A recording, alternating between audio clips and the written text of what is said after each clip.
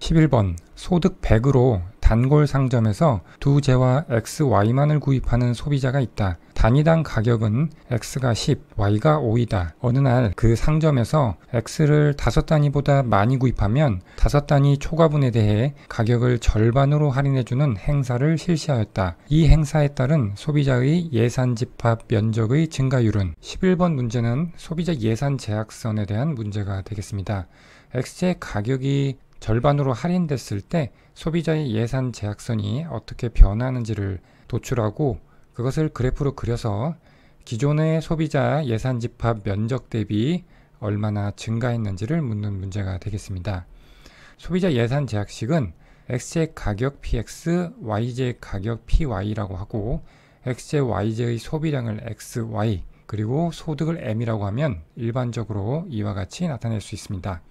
문제에서 X제, Y제 가격이 각각 10과 5 그리고 소득이 100으로 주어져 있었습니다. 그래서 최초의 예산 제약선은 이와 같은 식을 가지게 됩니다. 그런데 상점에서 X제를 5단위보다 많이 구입하면 가격을 절반으로 할인해 준다고 했습니다. 그러면 X제 가격이 10에서 5로 변한다는 것이죠. 이것을 식으로 나타내면 먼저 X제를 소비하는 양 5단위를 기준으로 해서 다음과 같이 두 가지의 식으로 표시할 수가 있습니다. 먼저 X제를 5개 이하로 구입하는 경우는 X의 가격이 10, Y의 가격이 5니까 이와 같은 예산 제약식을 가지게 되고요. 그리고 X제를 5단위 초과 구매할 경우에는 X의 가격이 10에서 5로 되고 그리고 이때 소비량은 5단위를 초과하는 부분을 나타내야 되니까 X-5로 표현을 바꿔주면 되겠습니다. 그래서 이 두 가지 식을 X제에 대한 범위에 따라서 XY 평면의 그래프로 나타내면 다음과 같이 됩니다. 그래서 원래 할인 행사가 없을 때 X제 전 구간에서 이 예산 제약식을 따르게 되는데 그때 Y절편 20인 점과 X절편 10인 점을 잇는 이 직선이 최초의 예산 제약선이었습니다. 그런데 할인 행사가 실시돼서 X제 5단위 초과하는 구간에서는 이 예산 제약식을 따르게 되죠. 그래서 이 점선으로 표시한 기존보다 완만한 이 선이 할인 행사로 인해 변화한 예산 제약선이 되겠습니다. 그래서 기존의 5단위에서 할인 행사 전에는 X제를 5개 더 추가로 구입할 수 있었지만 할인 행사로 인해서 5개에서 10개를 더 구입할 수 있게 되는 것입니다. 문제에서 소비자 예산 집합 면적의 증가율을 물어봤습니다. 지금 증가한 면적은 이 빨간색 빗금친 부분이고요. 원래의 예산 집합 면적은 기존의 예산 제약선 Y절편이 20이고 X절편이 10인 이 직각삼각형의 면적이죠. 그래서 이 직각삼각형의 면적분의 빨간색 면적을 비율로 해서 구하면 증가율이 되겠습니다. 삼각형 공식으로 구해보면 원래의 예산 집합 면적은 가로가 10이고 높이가 20인 삼각형이고 그리고 할인 행사로 인해서 증가한 면적인 빨간색 빗금친 부분의 면적은 밑변이 5고 높이가 10인 삼각형이 되겠습니다. 그래서 계산을 하면 25%가 나옵니다. 따라서 11번 문제 답은 4번이 되겠습니다. 12번 A국가와 B국가 사이에 무역이 이루어지기 전에 두 국가의 자동차 시장에서 다음과 같은 상황이 관찰되었다고 한다. 두 국가 사이에 무역이 이루어졌을 때 각 나라들의 자동차 시장에서 나타날 수 있는 현상으로 옳은 것은 12번 문제는 무역이 두 국가의 후생에 미치는 영향을 분석하는 문제가 되겠습니다. 문제 박스에서 무역이 이루어지기 전의 상황에 대한 가정이 나와 있습니다. 이 가정대로 그래프를 그린 것이 오른쪽에 각각 A국과 B국의 상황이 되겠습니다. 먼저 두 국가 모두 수요 곡선은 우하향하고 공급 곡선은 우상향한다 라고 해서 표준적인 수요 곡선과 공급 곡선을 가정하고 있습니다. 그래서 각 국에 우하향하는 수요 곡선 그리고 우상향하는 공급 곡선을 그렸습니다. 최초의 균형은 A국은 EA0, B국은 EB0가 되겠습니다. 두 번째, A국가의 자동차 가격이 B국가의 자동차 가격보다 높다. 즉, 무역 전에는 A국가, B국가 각 국가 안에서 수요 곡선과 공급 곡선이 만나서 형성되는 균형 가격이 있을 텐데 A국가의 균형가격이 B국가의 균형가격보다 높다는 의미가 되겠습니다. 그래서 A국의 균형점 EA0가 나타내는 높이인 가격 PA0가 B국의 무역전 균형점 EB0가 나타내는 가격인 PB0보다 높게 그렸습니다. 세 번째, B국가의 자동차 소비량이 A국가의 자동차 소비량보다 많다.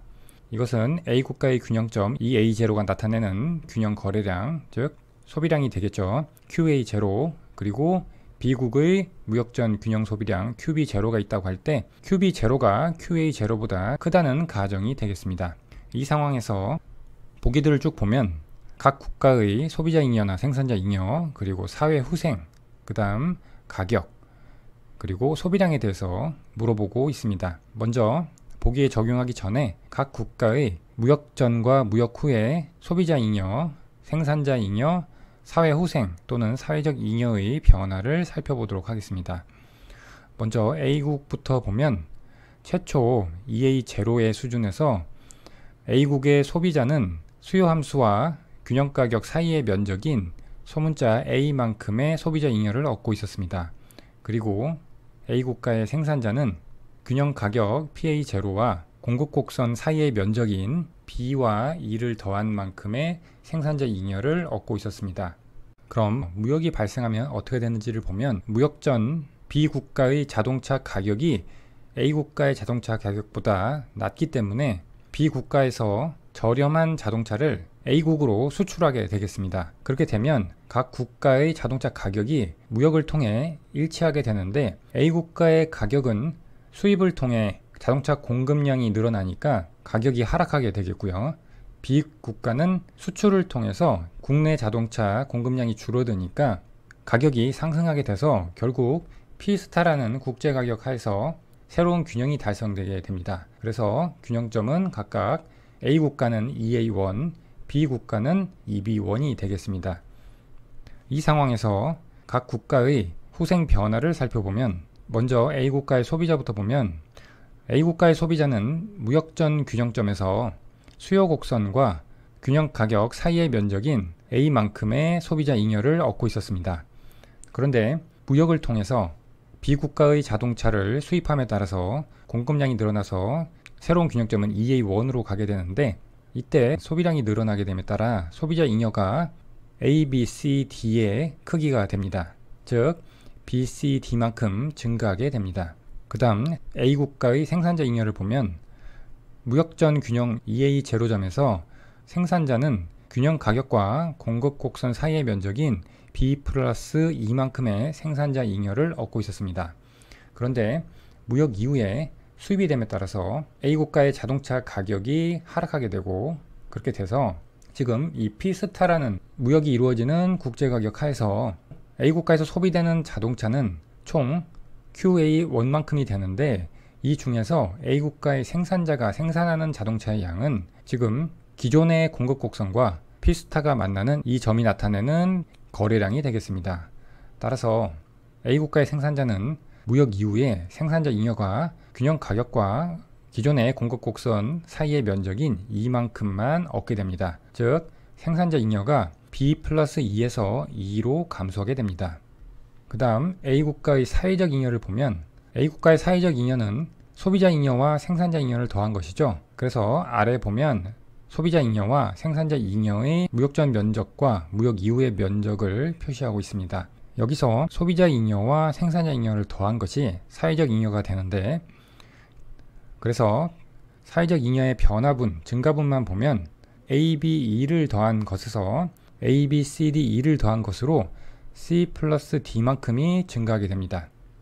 즉 무역을 통해서 A국가는 사회적 잉여가 증가하게 됩니다. 동일한 방식으로 B국가를 한번 살펴보면 B국가의 소비자는 EB0라는 균형점에서 QB0의 소비를 하고 있었는데 무역전 균형가격 PB0와 수요곡선 아래 면적인 FGH만큼의 소비자 잉여를 얻고 있었습니다. 그런데 무역이 이루어짐에 따라서 국내 자동차 가격이 상승하게 되고 소비량이 QB0에서 QB1으로 감소하게 됩니다. 이에 따라 소비자 잉여는 F가 되는데 즉 GH만큼 감소하게 됩니다. 그 다음 B국가의 생산자는 최초 균형점에서 균형 가격과 공급 곡선 사이의 면적인 J 플러스 K만큼 생산자 잉여를 얻고 있었는데, 무역이 이루어짐에 따라서 국내 가격이 상승하고, 그리고 국내 가격이 피스타로 상승함에 따라서 피스타 가격과 SB0라는 원래의 공급 곡선이 만나는 이 점까지 생산을 하게 되고, EB1까지, 즉 QB1까지 생산량은 국내 소비자가 소비를 하게 되는 것이고, 그것을 초과하는 지금 이 길이만큼을 A 국가에 수출하게 됩니다. 그렇게 됨에 따라서 B 국가의 생산자 잉여는 피스타 가격과 원래의 공급 곡선 SB0 사이의 면적인 GHI-JK의 합이 되겠습니다. 그래서 GHI만큼이 증가하게 됩니다. 그래서 아래에 보면 소비자 잉여와 생산자 잉여의 변화를 무역 전과 무역 이후의 면적을 나타냈고요. 그러면 사회적 잉여의 증감을 보면 계산을 하면 I만큼 증가하게 됩니다. 이제 보기를 하나씩 살펴보도록 하겠습니다. 1번 A 국가의 소비자 잉여는 감소한다 되어 있는데, A 국가의 소비자 잉여는 A에서 A, B, C, D로 B, C, D만큼 증가하죠. 2번 B 국가의 생산자 잉여는 감소한다. B 국가의 생산자 잉여는 JK에서 GHI-JK로 증가하게 되죠. 3번 A 국가의 사회후생이 무역전보다 감소하는 경우가 나타날 수 있다. C 플러스 D만큼 증가하게 되죠. 4번 A 국가의 무역 후의 자동차 가격이 무역전보다 높게 형성될 수 있다. 무역 전 자동차 가격이 더 낮은 B 국가와 무역을 하게 되기 때문에 A 국가의 무역 후 자동차 가격은 무역 전보다 높게 형성될 수 없습니다. 따라서 이것도 틀린 보기가 되겠고요.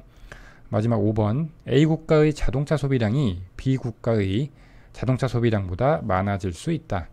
최초 무역 전에는 B 국가의 자동차 소비량이 A 국가의 자동차 소비량보다 많았습니다. 즉 QB0가 QA0보다 더 많았습니다. 그런데 무역 이후에 A 국가의 자동차 소비량은 증가하고 B 국가의 자동차 소비량은 감소하게 되죠. 그래서 이 증가폭과 감소폭의 대소관계에 따라서 보기 5번에서 서술하고 있는 것처럼 A 국가의 자동차 소비량이 B 국가의 자동차 소비량보다 많아지는 경우도 나타날 수 있습니다. 따라서 5번은 가능한 경우가 되겠습니다. 그러므로 12번의 답은 5번이 되겠습니다. 13번 소비이론에 대한 설명으로 옳지 않은 것은? 13번 문제는 소비이론에 대한 문제입니다. 소비이론은 케인즈의 절대소득 가설에서 출발합니다. 그런데 이 케인즈의 절대소득 가설을 쿠즈네츠라는 경제학자가 실증 분석을 통해 검증을 했는데, 단기 소비함수는 케인즈의 절대소득 가설이 설명력을 가지지만 장기 소비함수에 대해서는 설명력이 떨어지는 부분이 나타났습니다. 따라서 이후에 다른 경제학자들이 여러가지 소비 이론을 발표를 했는데, 그것이 보기에 있는 항상소득 가설, 생애주기 가설 같은 것들입니다. 소비 이론에 대한 자세한 설명은 기존 문제에서 설명한 링크를 걸어 놓겠습니다. 여기서는 문제를 푸는데 필요한 부분에 대한 설명만 간략하게 하면서 보기를 하나씩 살펴보겠습니다.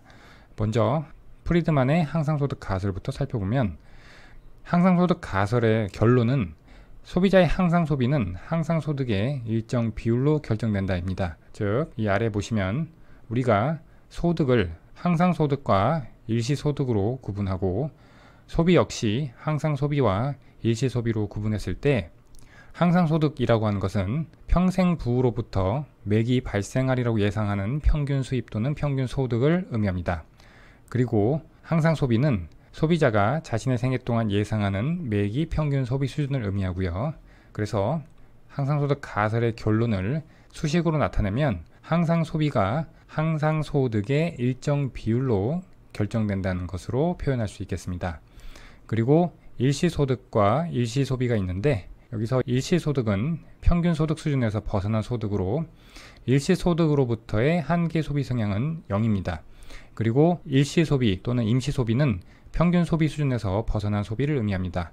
가정을 보면 임시소비, 즉 일시소비와 일시소득 사이에는 아무런 상관관계가 없다. 이 이야기는 임시소득이 증가했다고 해서 임시소비가 증가하지 않는다는 것을 의미합니다. 이 가정 때문에 임시소득, 즉 일시소득으로부터 한계 소비 성향은 제로가 됩니다. 나머지 가정들도 있는데 항상 소비와 임시 소비 간 아무런 상관관계가 없다. 항상 소득과 임시 소득도 아무런 상관관계가 없다는 것으로 항상 소득 가설의 결론을 구성하는 항상 소비와 항상 소득에 임시 소비와 임시 소득이 영향을 미치지 않는다는 것을 의미합니다. 보기에서 항상 소득 관련한 내용을 살펴보겠습니다. 1번 항상 소득 가설에 따르면 항상 소득과 관련된 한계 소비 성향이 일시 소득과 관련된 한계 소비 성향보다 더 작다. 일시 소득과 관련된 한계 소비 성향은 제로라고 그랬죠. 그리고 항상 소득 가설의 결론은 항상 소비가 항상 소득의 일정 비율, 즉 여기서는 알파로 표현을 했는데 이 알파의 비율로 결정되게 됩니다. 따라서 일시 소득과 관련된 한계 소비 성향인 0보다는 크게 되는 것이죠. 그런데 보기 1번은 거꾸로 서술하고 있기 때문에 틀린 보기가 되겠습니다. 그 다음 보기 4번을 보면 항상 소득 가설에 따르면 경기 호황기에는 일시 소득의 증가로 저축률이 상승한다. 경기 호황기에는 영구적으로 소득이 증가하면 항상 소득 자체가 증가할 수도 있겠지만 일시 소득이 증가해서 이 일시 소득은 한계 소비 성향이 제로이죠. 즉 일시 소득은 전부 저축으로 가게 됩니다. 그렇기 때문에 저축률이 상승하게 되고요. 따라서 보기 4번은 맞는 보기고요. 그 다음 안도 모딜리아니의 생애주기 가설을 살펴보겠습니다. 생애주기 가설의 결론은 소비자가 전 생애에 걸쳐 매 기의 소비 수준을 생애 평균 소득만큼 고르게 소비한다는 것이 되겠습니다. 이 생애주기 가설에서는 다음과 같은 가정을 하고 있습니다. 소비자가 전 생애에 걸쳐서 일정 수준의 소비를 유지하기 위해서 평생을 유년기, 중년기, 노년기로 구분한다고 할 때 소비에 비해 소득이 적은 노년기와 유년기에는 음의 저축을 하고, 즉 일정 수준 소비를 유지하기 위해 대출을 받는다는 것이고요. 소비에 비해 소득이 많은 중년기에는 양의 저축을 한다. 즉 소비 수준보다 더 많은 소득을 벌어들이기 때문에 남는 부분은 저축을 한다는 이야기가 되겠습니다. 그리고 소비자는 사망하기 전에 자신이 축적한 부를 모두 사용한다는 가정을 하고 있는데, 이 가정에 따라서 다음 그래프를 보면 노년기와 유년기에는 대출을 받아서 소비 생활을 하게 되는데, 이때 대출받은 것은 중년기에 소비보다 더 벌어들인 이 잉여 소득을 통해서 갚고 나서 생을 마감하게 되는 결론이 되겠습니다. 생애주기 가설과 관련된 보기를 살펴보면 먼저 2번은 생애주기 가설에 따르면 소비자는 일생 동안의 소득을 염두에 두고 적절한 소비 수준을 선택한다. 이게 생애주기 가설의 결론이었죠. 맞는 보기고요. 5번 생애주기 가설에 따르면 똑같은 처분 가능 소득을 가지고 있는 사람들이라도 나이에 따라 서로 다른 한계 소비 성향을 보인다. 우리가 그래프에서도 살펴봤지만 일정 수준의 소비를 유지하기 위해서 소비에 비해서 소득이 적은 노년기와 유년기에는 음의 저축을 한다고 했는데, 이것은 소비를 하기 위해 대출까지 받는다는 것이기 때문에 소득보다 초과해서 소비를 하게 됩니다. 즉 한계 소비 성향이 1보다 크게 되는 것이죠. 그 다음 소비에 비해 소득이 많은 중년기에는 양의 저축을 한다고 돼 있으니까 이것은 소득보다 소비량이 작다는 것이죠. 즉 1보다 작은 한계 소비 성향을 갖게 됩니다. 따라서 노년기와 유년기 그리고 중년기 간에 서로 다른 한계 소비 성향이 나타남을 알 수가 있습니다. 따라서 5번 보기도 맞는 보기가 되겠고요. 마지막 케인즈의 절대소득 가설을 보면 소비자는 현재 소득의 절대적인 크기 중 일부를 소비한다가 결론이 되겠습니다. 즉 가처분 소득의 일부를 소비한다는 것이 되겠습니다. 수식으로 나타내면 소득이 없어도 기본적으로 소비해야 되는 기초 소비를 A, 그리고 가처분 소득의 일정 비율, 한계 소비 성향을 의미하죠. B만큼을 소비하게 되겠습니다. 보기 3번을 보면 절대소득 가설에 따르면 처분 가능 소득, 즉 소득에서 조세를 뺀 가처분 소득을 의미하는데, 이 처분 가능 소득의 절대적 크기가 소비 수준을 결정하는 가장 중요한 요인이다. 절대소득 가설의 결론을 그대로 서술하고 있는 보기가 되겠습니다. 맞는 보기가 되겠고요. 따라서 13번 문제의 답은 1번이 되겠습니다. 14번 생산함수 FLK가 루트 LK인 기업이 있다. 이 기업은 노동의 가격이 4, 자본의 가격이 4일 때 최소의 비용으로 10단위를 생산한다. 노동의 가격이 1로 하락하고 생산량을 2배로 늘리는 경우 이 기업의 비용 변화로 오른 것은 단 LK는 각각 노동 자본이다. 14번 문제는 기업의 비용국서와 문제에서 도출되는 비용 함수를 가지고 푸는 문제가 되겠습니다. 먼저 비용국서와 문제를 설정을 해보면 목적 함수로 총비용 함수가 설정이 되고 이것을 노동과 자본에 대해서 최소화시키는 것입니다. 제약 조건은 생산 함수가 되고요. 지금 여기는 일정한 생산량이라고 생각하시면 되겠습니다.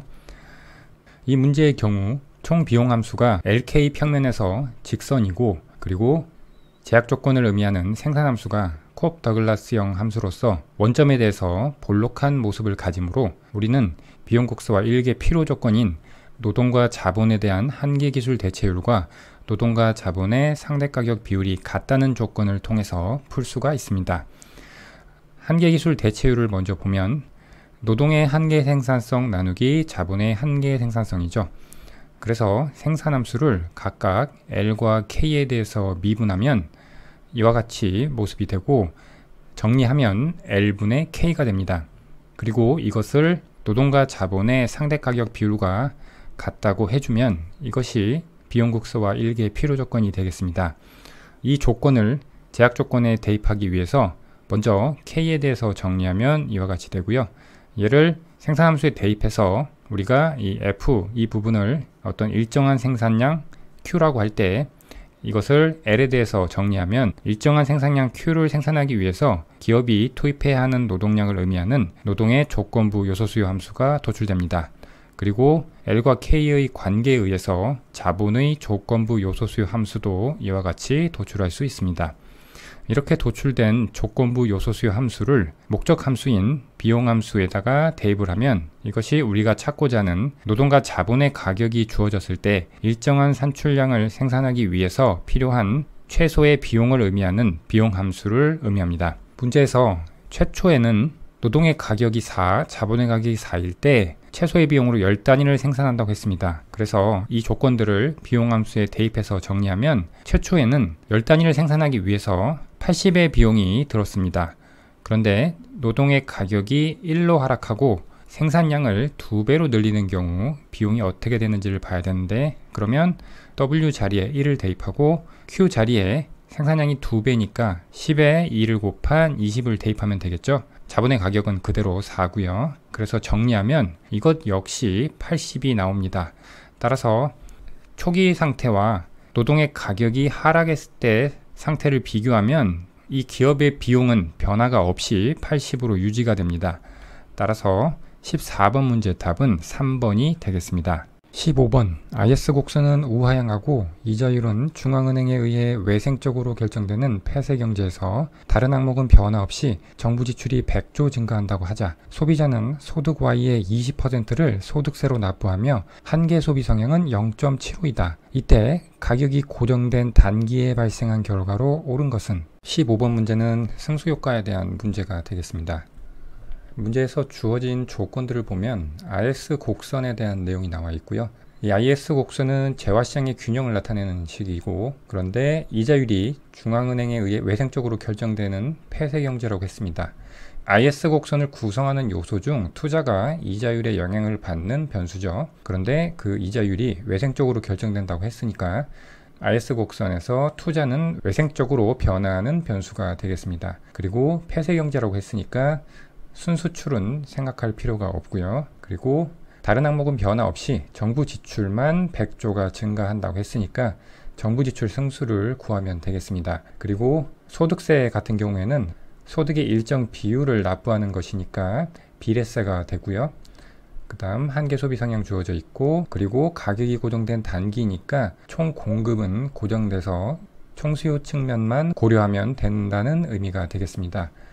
그런데 총수요 측면은 재화시장 균형과 화폐시장 균형 그리고 외환시장 균형으로 크게 나눌 수가 있는데 폐쇄 경제니까 외환시장 균형은 살펴볼 필요가 없고 그리고 이자율이 외생적으로 결정된다고 했으니까 화폐시장 균형도 살펴볼 필요가 없습니다. 그래서 IS 곡선식만 가지고 생각하면 되는 문제가 되겠습니다. 국민소득 균형식에서 출발하겠습니다. 지금 총수요는 소비, 투자, 정부 지출의 합인데 소비 부분은 비례세인 소득세에 한계 소비 성향을 고려해서 가처분 소득에 한계 소비 성향을 곱한 식으로 표현을 했습니다. 문제에서 주어진 수치를 대입해서 나타내면 이와 같이 정리가 되고요. 이제 양변을 점미분해서 y로 정리해주면 이와 같은 식이 됩니다. 그리고 다른 항목이 변화가 없이, 즉 이 투자 부분은 변화가 없이 정부 지출이 증가한다고 했으니까 정부 지출 승수를 구하면 D 지분의 DY는 0.4분의 1, 즉 2.5가 됩니다. 그러면 정부 지출이 100조가 증가하면 소득은 2.5 곱하기 100조, 그래서 250조가 증가하고요. 그리고 소득세 수입은 소득 증가분의 세율을 곱한 만큼 증가하겠죠. 그래서 소득세율 0.2에 증가한 소득 250조를 곱하면 50조가 나오고, 그리고 민간 소비도 이 소비 식에다가 대입을 하면 150조가 나옵니다. 민간 저축을 알아보면 민간 저축은 가처분 소득에서 소비를 뺀 것이죠. 소득이 250조 증가하고 소득세는 50조 증가, 그리고 민간 소비는 150조 증가하니까 계산을 하면 민간 저축은 50조가 증가하게 되고요. 그리고 마지막으로 정부 저축은 조세 증가분에서 정부 지출 증가분을 빼면 되죠. 조세는 50조 늘는데 정부 지출은 100조 늘었죠. 그렇게 되면 정부 저축은 50조 감소하게 됩니다. 이제 보기에 하나씩 적용해 보도록 하겠습니다. 1번 소득 Y는 400조만큼 증가할 것이다. 250조 증가하죠. 틀렸고요. 2번 민간 소비는 240조가 아니라 150조였죠. 3번 민간 저축은 60조가 아니라 50조 증가합니다. 4번 정부의 소득세 수입은 50조만큼 증가하죠. 5번 정부 저축은 50조 감소하게 되겠습니다. 따라서 15번 문제 답은 4번이 되겠습니다.